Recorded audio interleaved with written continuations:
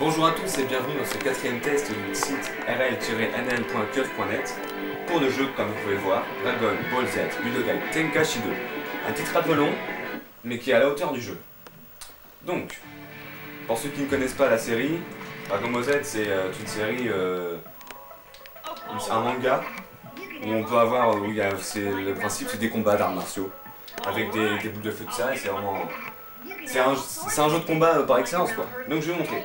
Il y a plusieurs modes, il y en a pas mal. Il y a aventure, combat ultime, tournoi, duel, entraînement, évolution Z, boutique, données, options, encyclopédie. Donc on va pas s'attarder sur tous les modes, je vais vous montrer juste vite fait le mode principal, le mode aventure. Celui où on gagne quasiment une partie des personnages, plus plein d'artefacts. L'artefact je vous dirai après ce que c'est. Donc en sachant que le mode aventure est super long, il dure selon les joueurs, mais bon, il dure à peu près 60 heures. Et ça va du début de la série Dragon Ball Z jusqu'à la fin de GT, donc des Saiyan jusqu'à Nichiren. Donc bon, après on choisit l'histoire qu'on veut, après le chapitre qu'on veut, et la difficulté qu'on veut. Donc pour ceux qui connaissent les anciens épisodes, bah, c'est pareil, on a une carte, on se déplace avec le perso qui est concerné par l'épisode. Donc des fois on peut même être à deux. Et puis après on se déplace sur la carte en allant au point qu'on veut, en sachant que le point rouge c'est pour continuer l'aventure, et les points jaunes c'est pour gagner différents artefacts ou autres. Bon ça je vous laisserai découvrir. Il est vraiment long. Hein. Et donc avec ces modes là, bah, c'est là où on gagne le plus de persos. Donc ensuite on a le combat ultime. Donc bon je ne vais pas forcément vous montrer, mais en fait c'est un truc où il y a plusieurs parcours. En sachant que pour chaque parcours c'est un thème. Par exemple il y a un parcours c'est le thème Carotte, donc Sangoku. Et dedans, on se bat contre tous les personnages qui ont un grand rapport avec Sangoku. Donc Krillin, Cell, Boo et tout ça. Et c'est un bon mode pour s'entraîner. Ensuite, tournoi.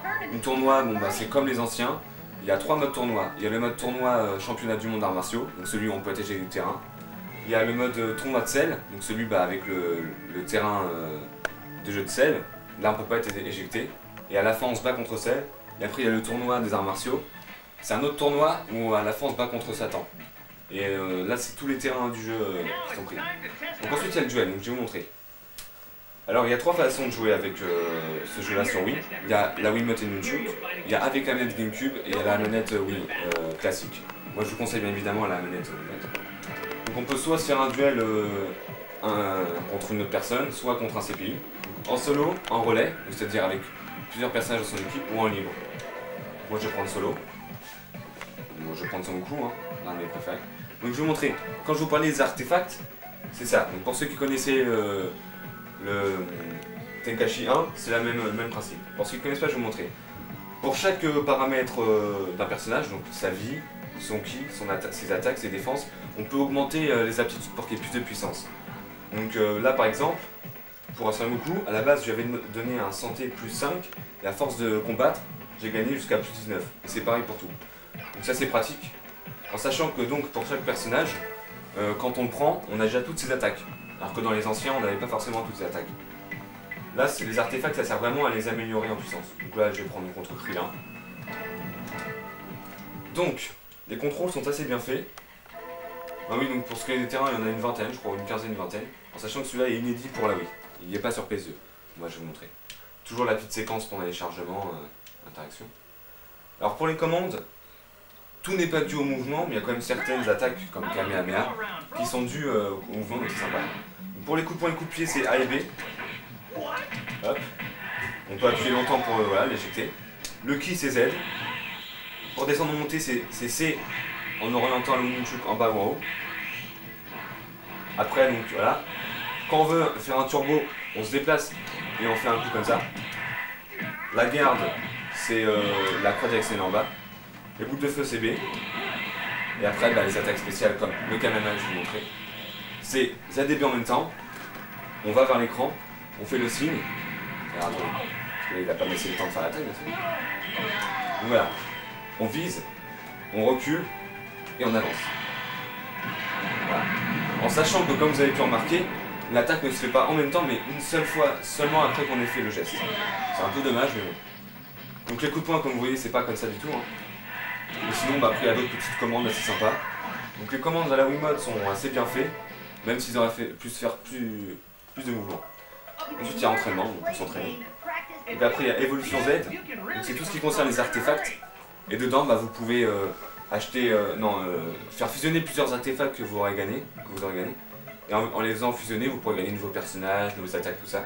La boutique, vous pouvez acheter de nouveaux artefacts, tout ça. Les données, donc ça c'est pour créer de nouveaux persos. Options, bah les options. Et encyclopédie pour savoir tout ce qui concerne les persos, tout ça. Donc voilà, donc pour la conclusion, je dirais que c'est vraiment un bon jeu de combat, comme je vous ai déjà dit. Même pour ceux qui connaissent pas la série, ceux qui aiment les bons jeux de combat à la bourrin avec plein de persos et tout, c'est parfait. Donc graphiquement, il est bien soigné, les graphismes sont super beaux, donc je donne un bon 16 sur 20. Pour ce qui est de la bande son, c'est vraiment très regrettable qu'ils aient toujours pas mis les véritables musiques de la série. Donc bon bah comme moi je suis un pur fan, je mettrais malheureusement que 14, même si les musiques sont quand même sympas. Après pour l'aniabilité, elle est bien faite, même si on regrette par exemple, comme je vous ai dit, que le caméra soit pas simultanément au geste et qu'il n'y ait pas plus de mouvement. Heureusement dans le 3 ça sera corrigé, mais je donnerais quand même un bon petit 15, c'est bien fait. Ensuite pour ce qui est de la durée de vie, là je donnerais je pense un bon 17 sur 20 parce qu'il est assez long, entre tous les modes que je vous ai montrés, c'est vraiment long, surtout pour gagner tous les persos et ça. Après pour la qualité du jeu, on prend vraiment du plaisir à jouer avec ces persos et quand même à faire les vrais gestes, c'est un pur plaisir. Donc je donnerais un bon 18, et puis pour la note finale je mettrais un 16 sur 20, parce que c'est l'épisode tout simplement le plus abouti de la série, et le plus riche, et c'est vraiment une réussite, et voilà, d'ici là le 3 c'est le meilleur de la série, donc n'hésitez pas si vous avez la Wii, c'est un superbe jeu de combat. Donc merci d'avoir regardé ce test, et à bientôt.